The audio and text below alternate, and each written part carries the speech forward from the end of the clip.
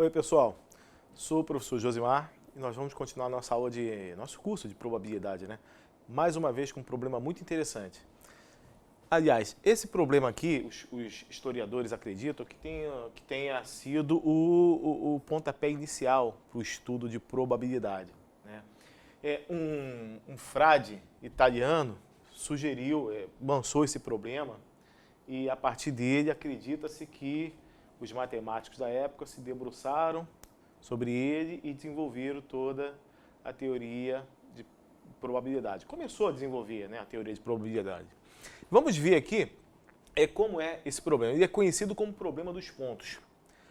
Um dos problemas mais antigos da teoria da probabilidade, conhecido como problema dos pontos, figura na obra do frade italiano Luca Pacioli. Viveu entre 1445 e 1517. Vamos ao enunciado. Num jogo entre duas equipes, as apostas somam 22 ducados. E são necessários 60 pontos para que uma delas seja vencedora. Sendo o jogo interrompido, quando uma equipe tem 50 pontos e a outra 30, como se deve dividir as apostas entre as duas equipes? Esse problema, na época, o próprio Pacioli apresentou como solução que as apostas deveriam ser repartidas da seguinte maneira: 50 para 30. Assim, ou seja, o que significa isso? Que dividindo as apostas em 80 partes iguais, se tomaria 50 delas e daria à equipe que fez 50 pontos. Se tomaria 30 dessas 80 partes e se daria à equipe que fez 30 pontos. Ele imaginou que essa divisão fosse justa, fosse razoável, mas essa divisão ela não é uma divisão justa, né? Um outro matemático italiano, Cardano, famoso matemático italiano, reparou, ele percebeu o erro do Pacioli e ridicularizou ele, né? Dizendo que foi um erro infantil e apresentou uma outra solução. Só que a solução do Cardano também estava errada, né? E Pascal e Fermat, dois grandes matemáticos franceses, né, tomaram conhecimento desse problema e se interessaram por ele e começaram a estudar e trocaram muitas correspondências falando desse problema. Os historiadores acreditam que aí tenha nascido, né, a teoria da probabilidade. Então vamos estudar um pouco mais sobre esse problema. Bom, deixa eu falar um pouco aqui por que essa solução aqui ela não é boa. Vamos imaginar que um time tivesse feito 10 pontos e o outro 0. E o jogo tivesse sido interrompido e tivesse que se fazer a partida ali, levando em consideração a probabilidade de cada um ganhar, né? Pelo raciocínio do Pacioli, o time que fez 10 pontos levaria 10 partes da aposta. E o time que fez 0 ponto levaria nada, né? Levaria nenhuma parte da aposta. Mas isso é injusto porque o time que tem 0 ponto também tem chance de ganhar, né?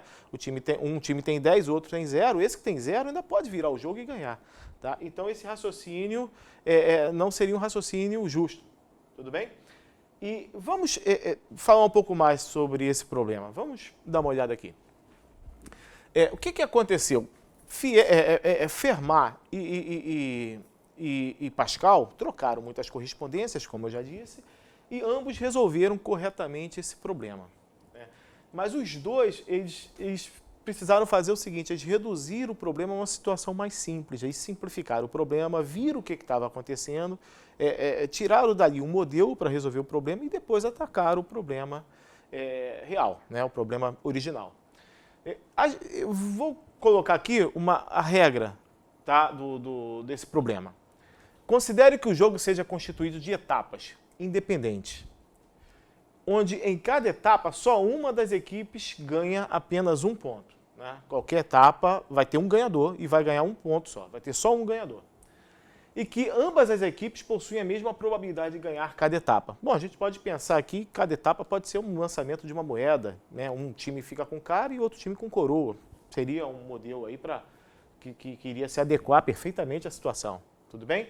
Então, são etapas onde cada time ganha um ponto somente. O time vencedor, aliás, ganha 1 ponto somente. E os times têm a mesma probabilidade de ganhar. Vamos pegar aqui uma versão simplificada para a gente poder pensar nesse problema. Uma versão simplificada. Para o caso em que a primeira equipe precisasse de apenas 2 pontos para ganhar, para terminar a partida. Tá? E a segunda equipe de apenas 3 pontos. Como deveria ser feita a divisão, né, da aposta? Eu quero que você me dê aí como deveria ser feita essa divisão. Né? No caso do Patioli, ele apresentou 50 para 30. Estava errado. E aí eu sugiro que você pause o vídeo e tente resolver. E a gente volta em seguida com a solução. Vamos à solução. Antes eu vou lembrar aqui que a primeira equipe precisa apenas de 2 vitórias para ganhar o jogo e a segunda equipe precisa de 3 vitórias para ganhar o jogo. Eu montei uma tabela aqui onde a gente trata a situação, a gente vai avaliar aqui a probabilidade de a primeira equipe ganhar. Né? Quando a primeira equipe ganha, a segunda equipe tem no máximo 2 vitórias. Se a segunda equipe tiver 3 vitórias, ela vai ganhar o jogo. Né? Então, a segunda equipe tem no máximo 2 vitórias. Aqui, eu tenho as etapas, primeira, segunda, terceira e quarta etapa. Né? Nessa situação aqui, a primeira equipe ganha. As 2 primeiras etapas ela ganhou, então ela tem os 2 pontos que ela precisava. Então, ocorreu vitória da primeira equipe. Nessa situação aqui, a segunda equipe não tem vitória nenhuma. Depois eu analiso aqui a situação em que a segunda equipe tem uma única vitória. Essa única vitória pode ocorrer aqui, segundo o lançamento, né? Ou pode ocorrer na primeira etapa. Tudo bem? Lembrando que a última etapa é sempre uma vitória da primeira equipe para que o jogo acabe. Né? Você não precisa mais de lançamentos depois que a primeira equipe consegue a segunda vitória. Bom, então essas 2 situações aqui são situações onde a segunda equipe tem uma única vitória. Só tem essas 2. Agora, as outras aqui, eu estou pensando nas situações em que a segunda equipe tem 2 vitórias. Exatamente 2 vitórias. Essas 2 vitórias podem ser nas 2 primeiras etapas, e aí depois a primeira equipe ganha o jogo. Essas 2 vitórias podem ocorrer, uma na primeira etapa e outra na terceira. A última etapa é sempre a vitória da primeira equipe, para que o jogo acabe. Né? Ou essas 2 vitórias podem ocorrer aqui no meio, na segunda e na terceira etapa. Tudo bem? São só essas possibilidades que eu tenho e não existe situação em que a segunda equipe tenha 3 vitórias. Tá? Então eu tenho essas situações. Vamos só calcular a probabilidade agora. Né? A probabilidade que isso ocorra é meio vezes meio, que vai dar 1/4. 1/4. A probabilidade que isso aconteça é meio vezes meio vezes meio. Eu vou escrever 1/8. Aqui a mesma coisa. Né? A segunda equipe tem 50% de probabilidade de ganhar, a primeira equipe também, e a primeira equipe também, na segunda etapa, e na terceira etapa a primeira equipe também tem 50%. Logo, 1/8. De maneira análoga, eu tenho 1 meio vezes meio vezes meio vezes meio, 1 sobre 16, 1/16. Aqui a mesma coisa, 1 sobre 16 e 1 sobre 16. Eu posso igualar esses denominadores todos, escrevendo aqui 4 sobre 16, aqui 2 sobre 16, aqui também 2 sobre 16.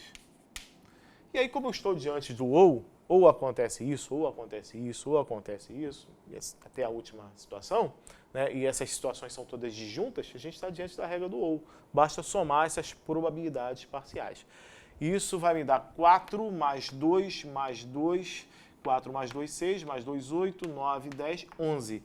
11 sobre 16 é a probabilidade da primeira equipe ganhar, tá?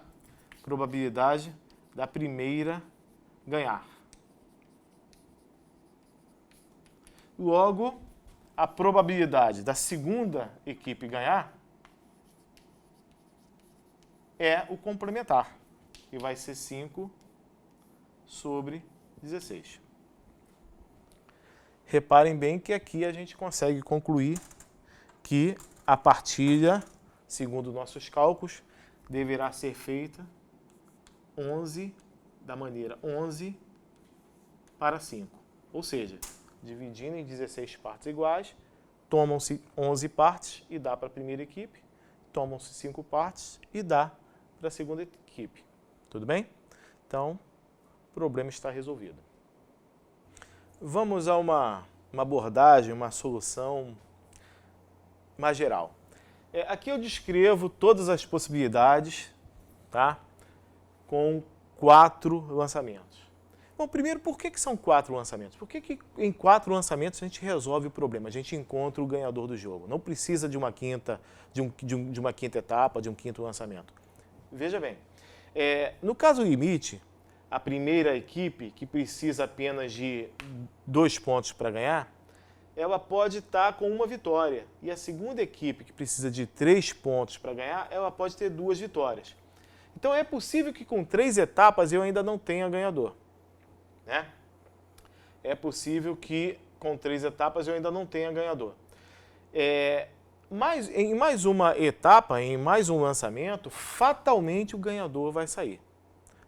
No quarto, repare que eu tenho 3 lançamentos aqui, 3 etapas. Na quarta etapa, ou o primeiro faz a sua segunda vitória, consegue a sua segunda vitória, ou a segunda equipe consegue a sua terceira vitória. Né? Então o jogo acaba com 4. Então, eu posso até generalizar isso se eu quiser. Vamos imaginar que a primeira equipe ganhe com Pzinho vitórias. E a segunda equipe ganhe com Szinho vitórias. O caso limite ocorreria com Pzinho menos 1 e Szinho menos 1. Tá? Se cada um tivesse P menos 1, se a primeira equipe tivesse P menos 1 vitórias e a segunda equipe S menos 1 vitórias. No próximo jogo, fatalmente, sai o vencedor. Então, mais um jogo. Então, basta somar o número de vitórias que precisa a primeira equipe, mais o número de vitórias da segunda equipe, e tirar uma unidade para encontrar o número total de lances necessários, né, e suficientes para conseguir se descobrir quem é o vencedor.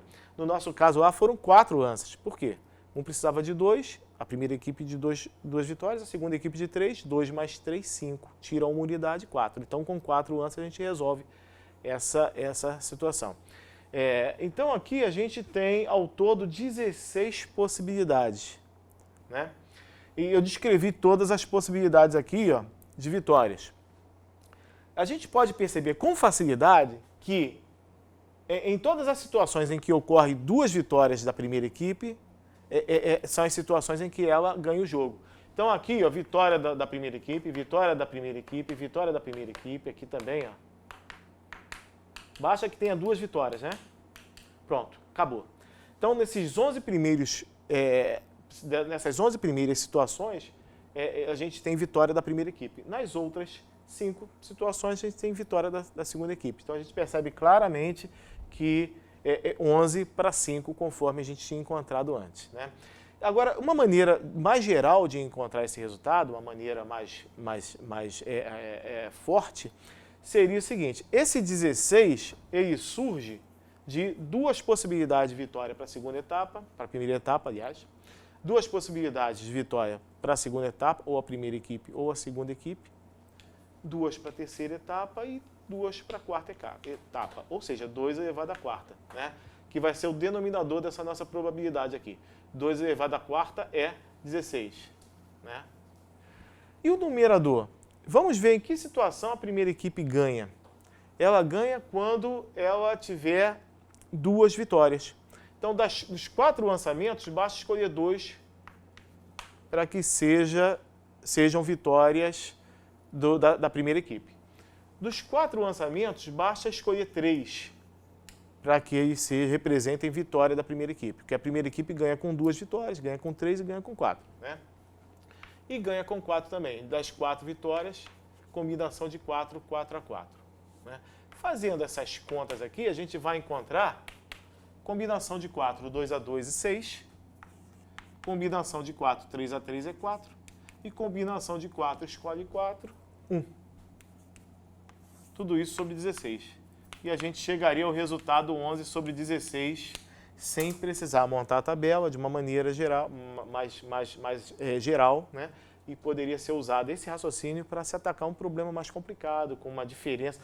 Se faltasse, por exemplo, 20 pontos para uma equipe e 30 pontos para outra equipe, né? Então, está aqui a solução, mais uma vez, para o nosso problema. Aliás, a solução não seria exatamente 11/16, ela indicaria a solução, né? Que a partilha teria que ser feita segundo essa forma aqui, 11/5. 11 partes para a primeira equipe e 5 partes para a segunda equipe. Tudo bem?